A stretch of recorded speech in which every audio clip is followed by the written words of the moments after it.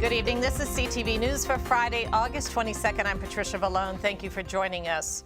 Well, 2 years later, police continue to look for clues to crack the case in the death of Amber Stanley. As CTV's Stephen Graves explains, it's been a long road to find answers, but police are not giving up. On this anniversary of Amber Stanley's death, it's a rainy, somber day here today in her Kettering neighborhood, but that hasn't stopped police from beating the pavement trying to find answers in this case.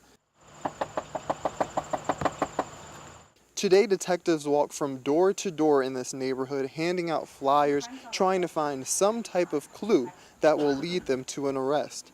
This all comes after 17-year-old Amber Stanley was found dead in her bedroom on this very day 2 years ago.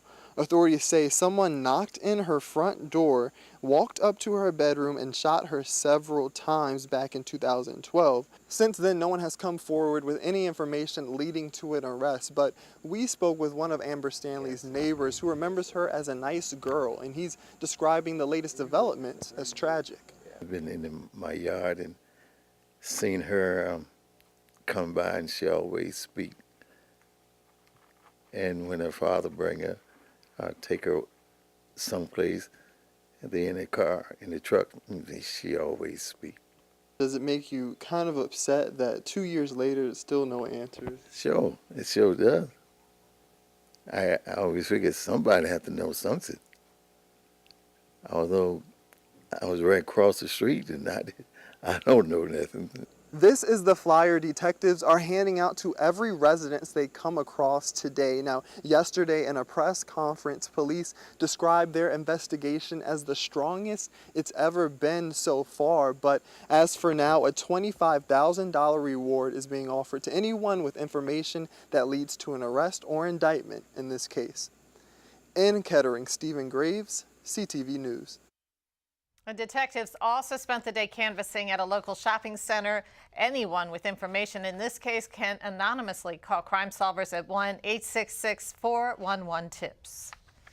Well, even in the rain, Mayor Eugene Grant of Seat Pleasant is taking concerns from his residents in his tent. Today, Grant was outside of City Hall with his supporters to begin his mobile mayor initiative with a ribbon-cutting ceremony. This comes after the mayor was evicted from his office space by the city council. Grant also addressed the allegations by the assembly about creating a hostile environment. For the record, that there is no truth to those allegations whatsoever. One, simply because I don't even run the city. The city council over the past 5 to 6 years have been stripping away the powers of the mayor over and over and over again. This is very serious. We are here to serve the people. That's what I was elected to do. We are here to serve the people of Seat Pleasant, Maryland. Brick and mortar will not hold us back. If we have to pop up a tent, if we have to meet in somebody's living room, if we have to meet in somebody's store, we are bringing government to the people. And Grant says he will be traveling around the city during his mobile mayor initiative to interact with his constituents.